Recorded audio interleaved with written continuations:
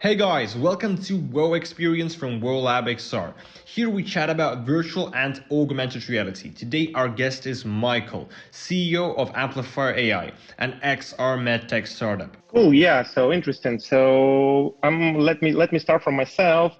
I'm a serial entrepreneur with a couple of successful exits under my belt. So I'm basically a technical background. So and doing a startup for in startup world for more than 12 years right now. Before I did software development, project management, everything, even marketing.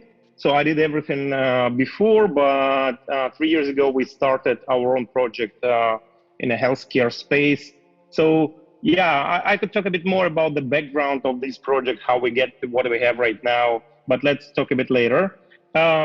So what else about myself? So I'm originally from Ukraine. Right now, lived in the United States in the Silicon Valley, in the Palo Alto. So it's just probably heart of the Silicon Valley. And we've doing this startup amplifier for 3 years right now, and we have amazing team and around the world. So, but yeah, company is a United States company. Yeah. Just Michael, I know a lot of people who are doing software development in Ukraine right now. And so it was just very interesting to understand for me, and I think for a lot of people as well, how to get from a point where you are doing software development in Ukraine to the point where you're raising rounds in the Silicon Valley and just making startups that can actually make the world a better place. So what was the way? How did you come from doing software development in Ukraine to making startups in the Valley? Okay, yeah, let me try. Yeah, so basically it's a long story. I moved from Ukraine 18 years ago. 10 years I lived in Israel. And basically that was my location where I moved from the software development to the entrepreneurship. So the startup that I've created, the first one was 12 years ago. It was a marketing analytics platform. And when I developed software in Ukraine, everybody think about the software. But once I moved to the Israel, like it's a startup community. I was amazed about the people and everybody in my company. When I started to work, everybody think about like how to disrupt the world, how to create something new.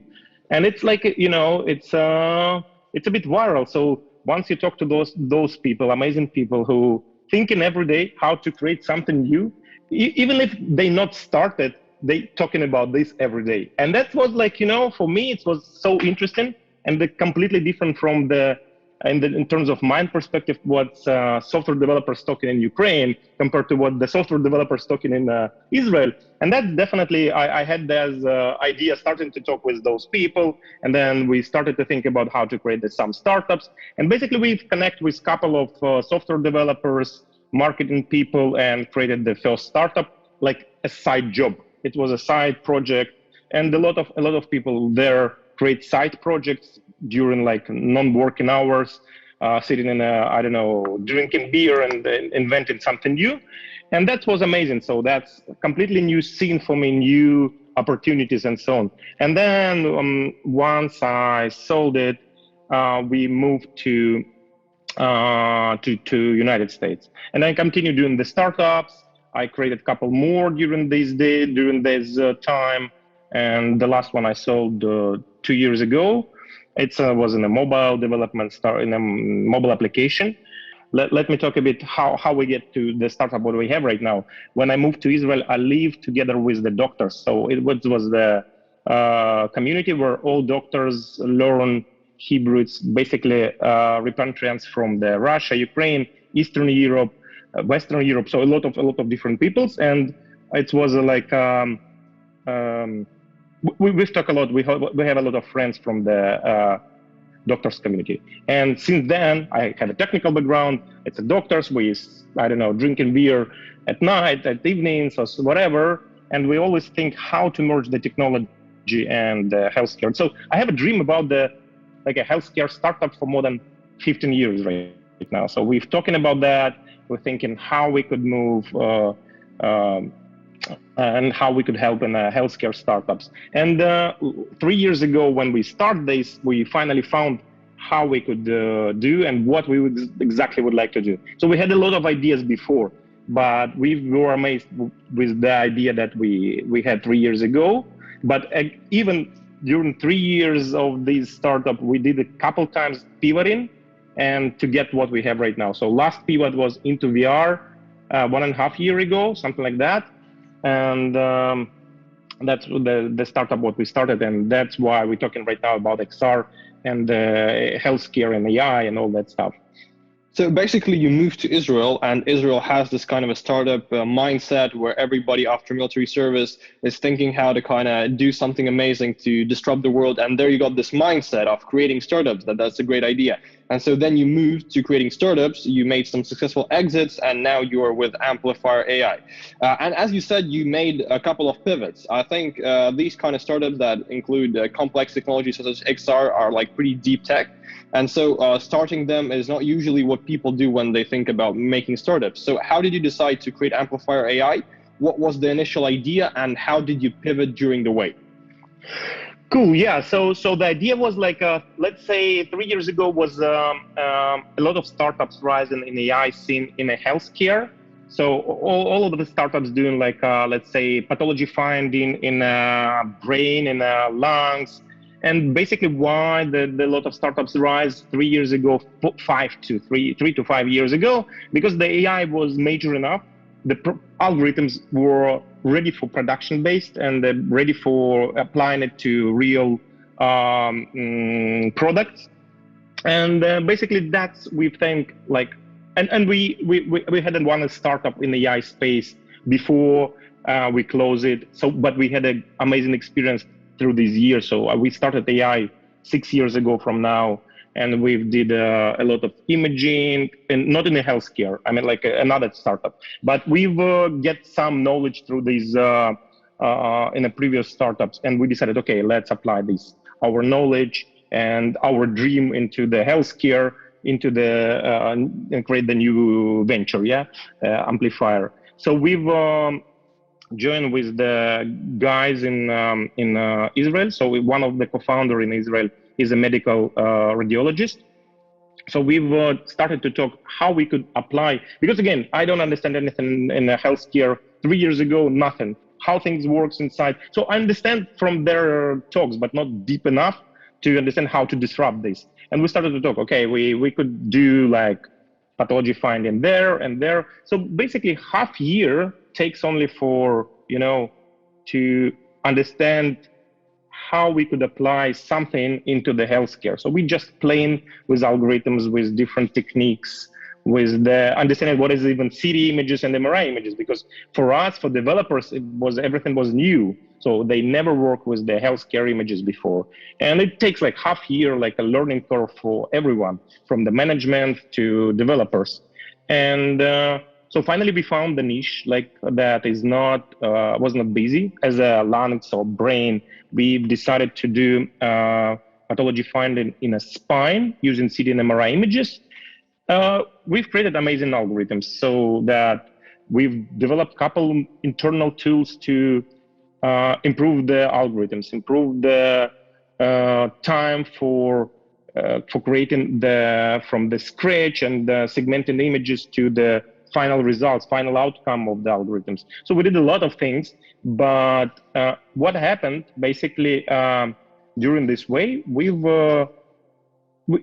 everyone in our team were amazed with like different gadgets, technologies, and so on. And I think 4 years ago, Oculus and Facebook released Oculus as a first one, and it was an amazing headset. I think like that's what changed where VR is right now. So even HTC exists before, and some other bulky headsets exist many years before.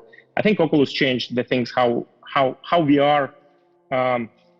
How we are getting into the customer, how they interact with the app store and all this stuff. So they created an ecosystem that was not exist before. I think Oculus did an amazing thing, and it was pretty cheap, and it was standalone headset. You don't need any laptop. So I think it was amazing headset and amazing like a gadget to play with. And the idea was like, okay, let's try to play with it and to create like something like to visualize these medical imaging in 3D space. And we've created like internal product. And basically the idea for this internal product was like, developers don't understand anything in healthcare and in a medical imaging. The medical team don't know how to explain what exactly we are looking for, because it's like regular conventional images. It's like a 2D images, grayscale, and it's really, really hard to explain to the developers what we are looking for. We are looking for pathology, why it's pathology here, how we could create algorithms if you don't understand what are you doing.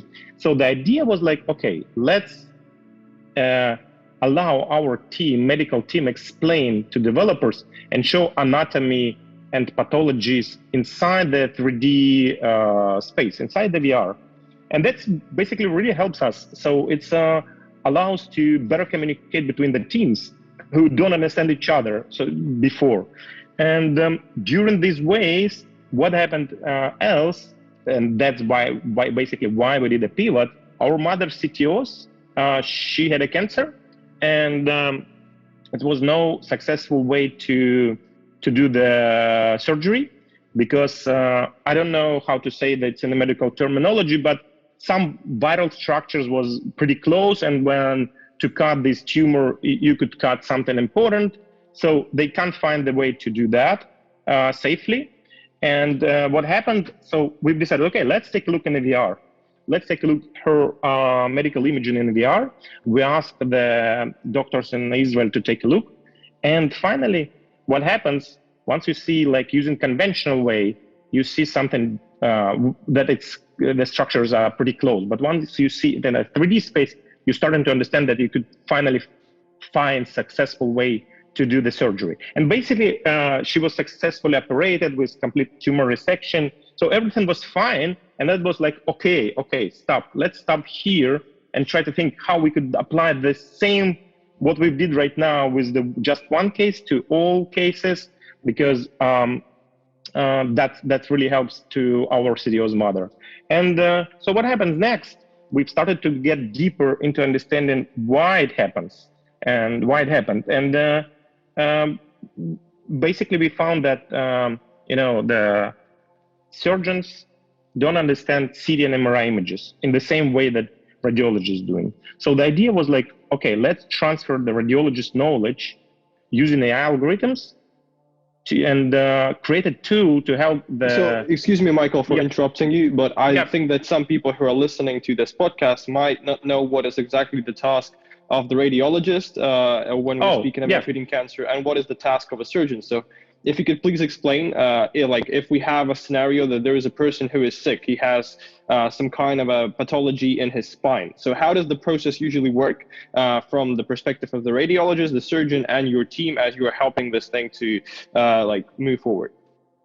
Yeah, okay. So let's start probably from the specialties. So radiologist is working with the CT and MRI images like every day. It takes like 3 years to learn radiology specialization, like and focus only on radiology.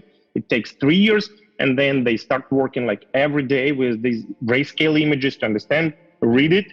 And basically the idea of the radiologist is just to write the radiology report for the surgeon. So for example, if you came with something that requires the CT and MRI images, and your doctor send you to CT and MRI, so that finally, after the CT and MRI is ready, radiologists take these images, look into it, find some pathologies that could have. So, for example, if you have a heart pain, so they take looking into the heart, but they're required to take a look to the whole image as well, in addition, and write a report what they saw on this specific image. So that's one idea. For the surgeons, the surgeons take this report finally, read what's in the report, and go to the surgery. For example, one of the case, like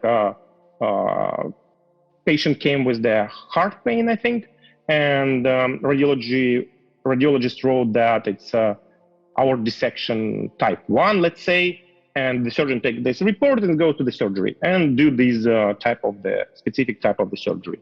But what happens? When the amplifier could help here?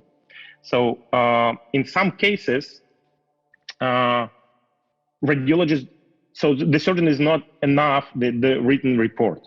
And they started to ask radiologists, okay, measure me something, let's say, I don't know, some distance between inside the arteries or whatever they would like to know before going to the specific surgery. And it's like a ping pong. So they ask the question, radiologists do some measurements, because radiologists don't know exactly what they need for this type of surgery. And surgeons can't do the measurements by themselves, because the radiologists use like specific tools developed for the radiologist, basically. And it's like a ping pong. They waste a lot of time communicating each other. And one of the way to do that, they use in multidisciplinary session where a lot of specialists sitting in the same room, like radiologists, surgeons, and trying to find the way how to perform specific surgery. It's, I mean, like it's for more complex surgeries, like, I don't know, I don't remember the names of the surgeries. So one of type of the surgeries that we are doing right now, it's called DIPE. I will talk later about that. But again, we're talking about like complicated surgery that takes 5 to 10 hours. We're not talking about surgeries that requires like a 30 minutes. Because let's say radiology, surgeon is experienced surgeon with many years experience. So they don't need this visualization or whatever. They just understand what exactly they need to do. They cut patients like every day, 10 patients per day, or I don't know, 5 patients per day. So they don't need anything in between to interrupt their workflow. So they got the report, they go to the surgery and do the surgery like 30 minutes, 1 hour surgery. But for the more complicated case, sometimes they don't know how to do the surgery safely. They need to measure a lot of things. They need to understand the patient anatomy in each case, for each case. And that's where the amplifier comes into the scene and helps the surgeon. So the idea behind the amplifier was like helping surgeon to look into the VR and understand the patient anatomy, see where is tumor, whatever they need exactly for this type of the surgery. So we tailoring like every visualization for specific procedure. So one surgeon who is doing like cardiac surgery will see differently from, let's say, a hepatobiliary surgery who doing the liver. So they see completely different view, completely different tissues and visualization. So we target and we're tailoring the visualization directly for each procedure. And that's basically, I could explain for one of the procedure how things works and how compared to the conventional way, how we performs, basically. And if you would like, get deeper into the specifically healthcare things. But we're here for, I mean, like XR and UX as well, right? So let's get deeper into these things. Yeah, of course. Just for, I think for understanding for everybody of just what Amplifier is doing, I think right now you've done an amazing job explaining actually how the process happens. So basically, as you told, the radiologist is a person who's experienced in understanding of the MRI like photos and trying to understand what is exactly located where and what's happening. Then the radiologist gives the report of these kind of MRIs to the surgeon, and the surgeon performs a surgery. But if the surgery is super complex, then it's complicated to give a valid understanding of how to do the surgery by just looking at the reports, and they have to talk and they have to like spend more time to understand what to do. And with the help of Amplifier AI right now, surgeons can spend much less time of speaking with radiologists, and just by looking at the MRIs inside virtual reality, they can understand everything much faster. Am I correct? Yeah, that's correct. Okay, so that is amazing. So telling a bit more about Amplifier AR and the process, I think it's really important to understand what is the main key advantages that virtual reality gives to Amplifier AI, because now probably you can look at MRI images in 3D from your computer, or like from basically any screen that you want. And so what is the biggest advantage, what is the biggest benefit, the biggest value that the technology of virtual reality gives to your startup? Oh yeah, so so basically it's mergent. So like especially in visualization in VR for the healthcare images exists for many years before we started our startup. But that's not what we're talking about here. I would like to talk how the AI and VR helps here, because it's two technologies that merge and then give something different from what exists currently on the market, and why it's better to look into the VR than just looking on the 2D monitor, 3D images on 2D monitor, even in a 3D monitor, by the way. First of all, let's talk a bit how the surgeons interact with their other tools. So if something takes for them more than 5 minutes to interrupt their workflow or their day, they will not use these tools. So that's really complicated. So the surgeons are really, really busy. And something that requires, complicated tools, complicated software, requires something that interrupt from their work. That's really they will not use. So the idea, once we created Amplifier, one goal, and it was like the goal it was main goal to create the product which not interrupting their workflow. The learning curve were really fast into getting into the tool, and the times that they spent with this tool will be really, really short. So that was an initial goal that we achieved basically in the VR. So using VR and let's say hands or controllers helps them to interact with the image the same way that they do every day. So surgeons work with the hands. So the hands, they're important tools for them. And using VR with their joystick controllers, right? It's so natural for them that the surgeons who never saw the VR before starting to use our tool in 5 minutes. So 5-10 minutes, that's enough to start using the VR compared to other products. So let's say we're talking about the complicated tools that exist and doing something similar. I could talk a bit more about why we're different, but in the technical details, I'm not sure that it's interesting here. But let's say they use the regular tools. Most of the tools that exist on the market require radiologists in between. So to work with the densities in a CT and MRI images, to prepare these 3D images, they require radiologists in between.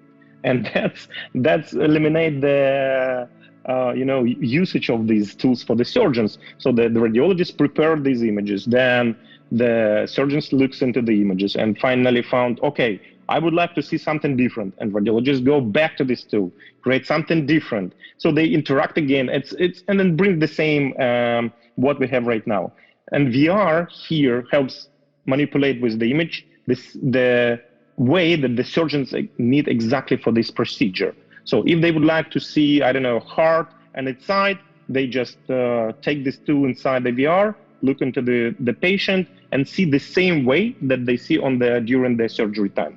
Why VR here is really helps to the surgeon. So what one of the feedback that we got from the surgeons, it's really, really interesting. So we didn't expect even that, but the feeling during the surgery time, after they looking into VR, they have a feeling that they already did this procedure with the patient. So looks like that the same patient, they already did the surgery, and they get more confident and basically reduce time of the surgery. So a lot of things that VR helps them, because again, manipulation with the image with the hands, be it 3D visualization the same way that they saw or see during the surgery, really helps them to be more confident during the surgery. So for one of procedure that we're using tool right now in Israel,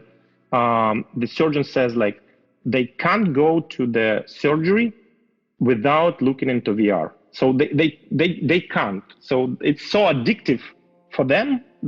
It's not a toy. It's tool that require for everyday surgeries. That is amazing. That is actually that is super cool that you have achieved such great results. And a question always comes here because VR is a very new technology.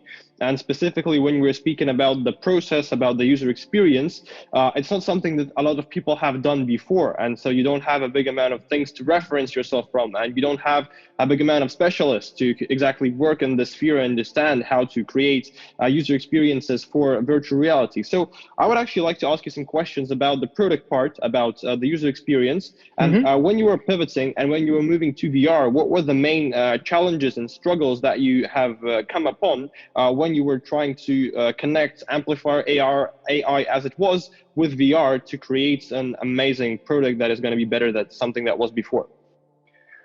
Yeah, so one, that what I mentioned before, that we've created a goals that it should be like a simple tool that the surgeons could start using it immediately.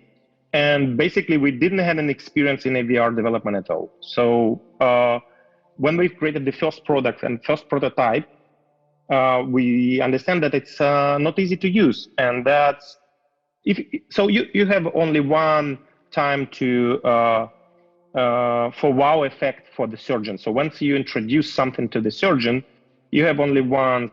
If they like this tool, they will use it. If not, they will never use it. So before showing anything to the surgeons, we've decided, okay, so we need to develop the amazing UX and UI. And I think like UX, it's a 50% of the success of the product. Really, so a lot of people underestimate like UX and create some tool that is not.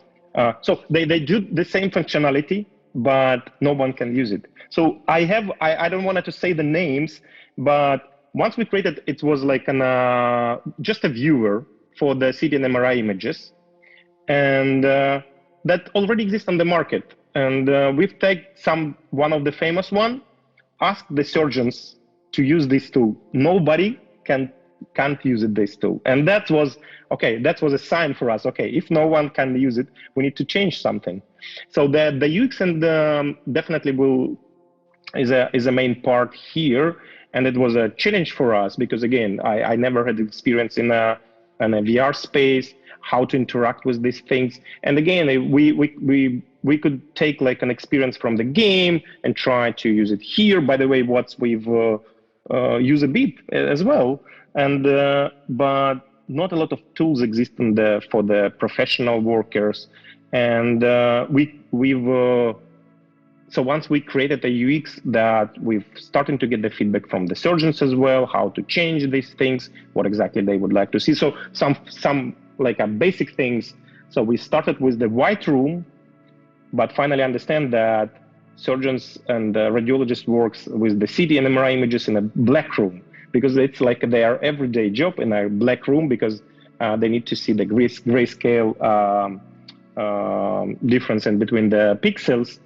So in the VR, we change it to black. So like small things brings a lot to the surgeons, but we also need, so we developed some algorithms before with AI without VR, but then we started to transform these algorithms into VR. It's another challenge basically in a product.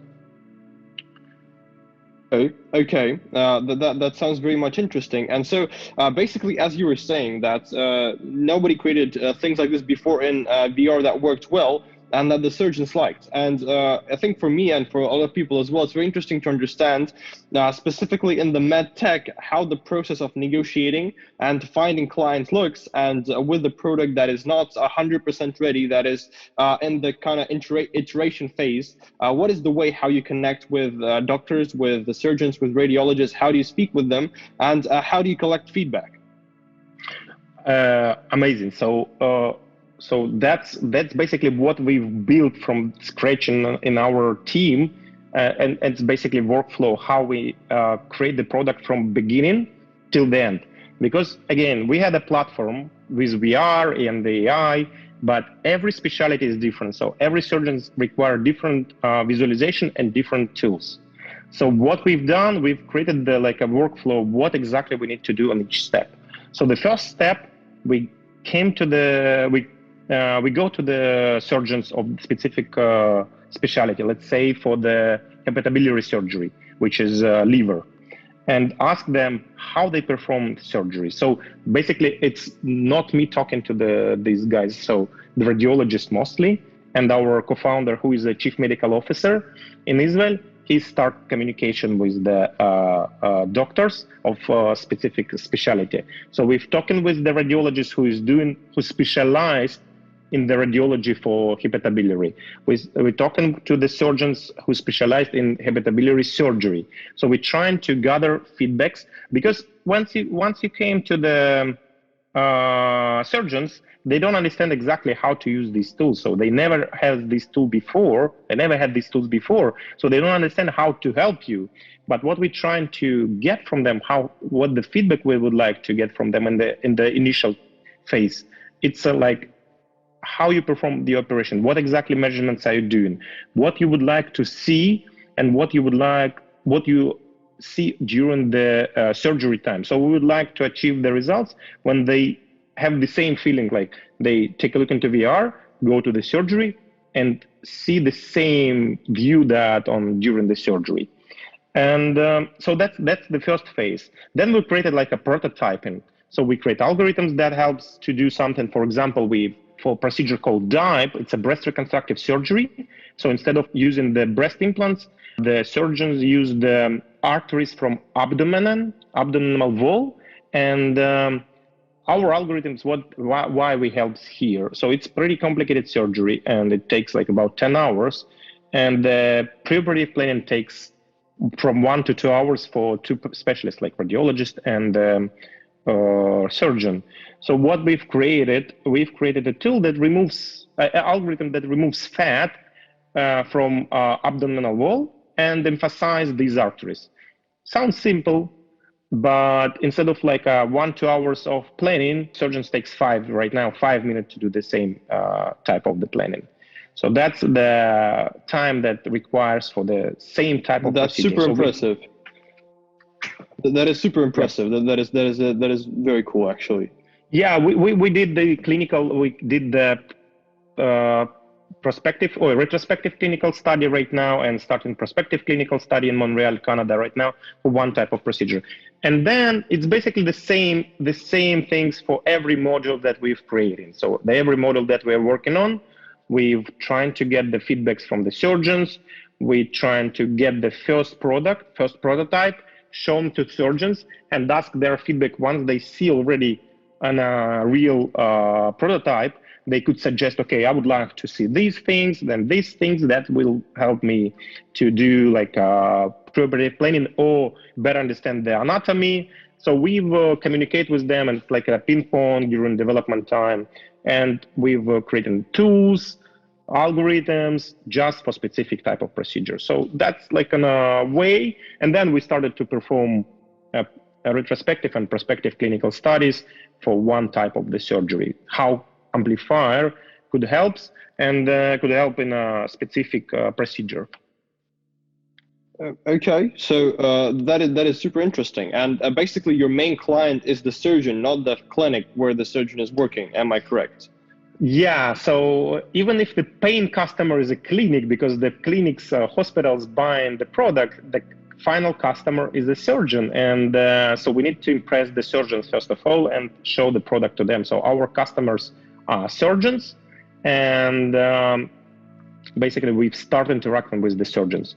And in most hospitals, surgeons has a way to ask for specific product if they saw something interesting that will help them save their time, save the patient lives, or decrease the complication rate, and they think that the product will help them, they could ask the hospital to buy something. And so basically the decision makers mostly here are surgeons.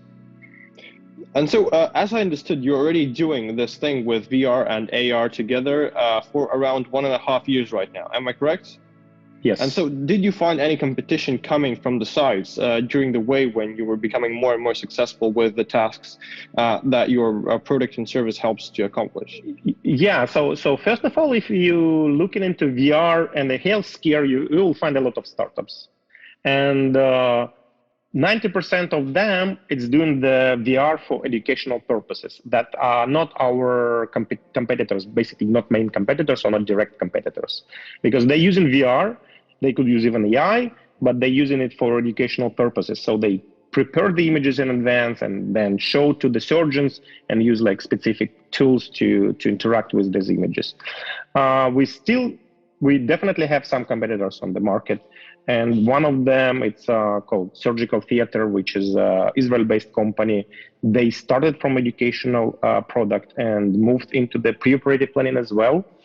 We still had differences, and one of the differences using AI and tailored to each procedure compared to what they do in like in a generic algorithms and visualize a completely different way. And we still thinking what we are doing, it's much harder and it takes longer to prepare for each procedure, but outcomes are completely different from what others doing. So we take like longer way, but it brings some results. And so it's, I think, very important to ask for any sort of founder right now, what is your main vision for the next 5 years with Amplifier AI? What do you think are strategic goals of the products and the company in general, and how are you willing to reach them?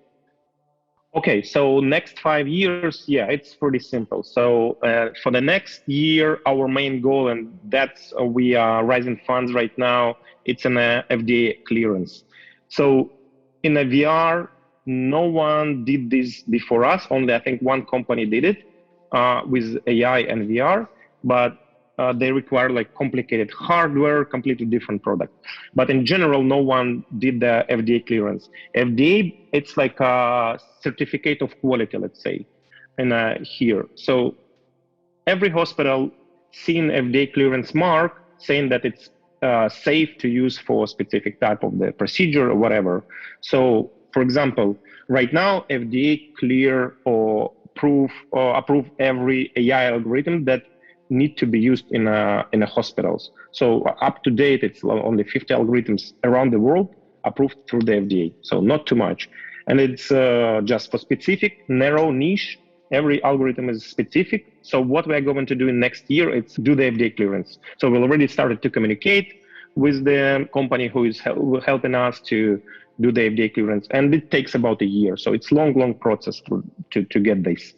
And basically what we are going to do next, we are going to find a couple of key opinion leaders in the United States.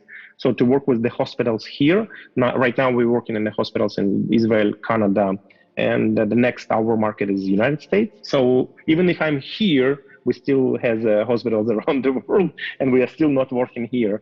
But the next milestone, it's FDA and key opinion leaders in the United States, definitely.